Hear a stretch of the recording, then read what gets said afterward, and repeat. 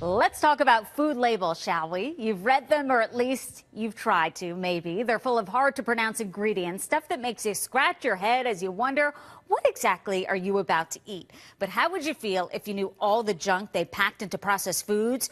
You may lose your appetite because some of this stuff is, for lack of a better word, pretty gross. We're going to tell you about it with Michael Doyle from the University of Georgia Center for Food Safety. Joins me now to talk about things you're eating with some very questionable ingredients. Great to have you here, Michael. Hey, it's a pleasure to be here, Susan. Okay, while I was reading some of the ingredients in some of this food, really made me never want to eat at least these ingredients that we have, at least the vanilla pudding. Let's first go through what types of foods we're eating and why this is going on. I believe the story on the pink slime, which we were eating, which was supposed to be meat, kind of set this thing off. Do you agree?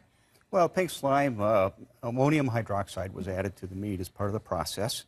And people wondering, why are we putting ammonium or ammonia into our food?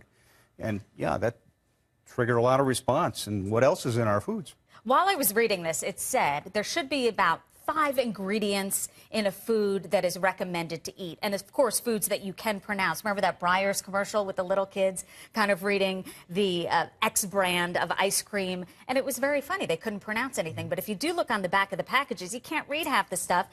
And I think it's for a reason. They don't want you to read it. Let's talk about vanilla pudding. It's hard to even say, I'm sorry if you're eating vanilla pudding as you're watching this, but there is secretion from the anal glands of beavers. Is that true, and why is that in there? Well, there's something called castoreum that's sometimes added to puddings as well as certain desserts and even ice cream because it carries a flavor. It's vanilla flavor. Vanilla, sometimes raspberry flavor. So is this kind of a quick fix that tastes good? It's not harmful to us, correct? The FDA is saying it's not harmful. You can eat it. It's not harmful. But it still makes you cringe, doesn't it? I mean, you think, can't they just put vanilla beans in here instead of that? Let's talk about donuts. All of us eat them. A lot of us do, at least. Donut holes here. There is dissolved human hair or duck feathers in donut holes. Is that right?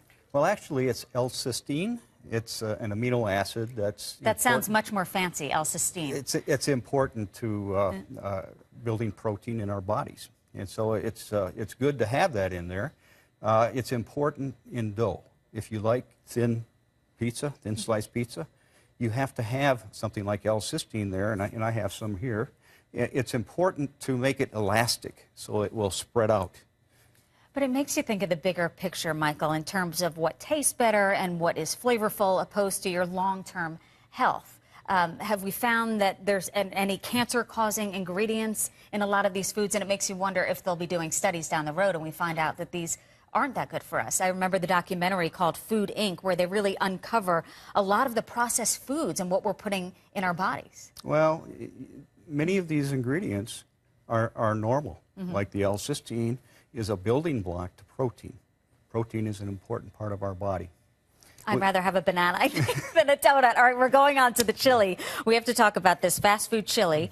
It's the scientific name for sand is in there, but considering the other two, sand doesn't sound so bad right now. What's in chili? Well, it's called silicon dioxide, but it's largely used in spices and powders to keep it from clumping. If we didn't add this silicon dioxide, it would clump together.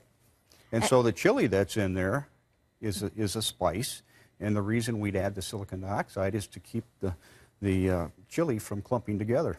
All right, the last food we're talking about is shredded cheese. Makes you wonder if they put this on the menu instead of fast food chili, sand, and instead of shredded cheese, wood pulp. Is that in here? Well, wood pulp carries something called cellulose. Cellulose is fiber.